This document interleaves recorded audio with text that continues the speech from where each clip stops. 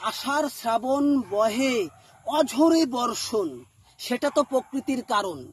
তবে আমার মনের ইম্পর্টেন্ট কথাগুলো আপনাদেরকে আমার বলতে নেই কোনো বারণ।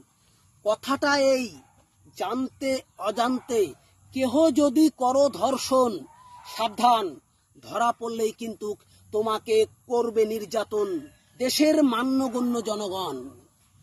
খবর পেলেই তোমাকে ধরে নিয়ে যাবে প্রশাসন, আইনের বিচারের কাঠগড়ায় তোমাকে শাস্তি দিবে নির্ঘাত মৃত্যুবরণ। তাই তো বলি সবাই সতর্ক হন, করোনা কখনোই ধর্ষণ। জেনে রেখো তোমার ঘরেও কিন্তু আছে মা বোন।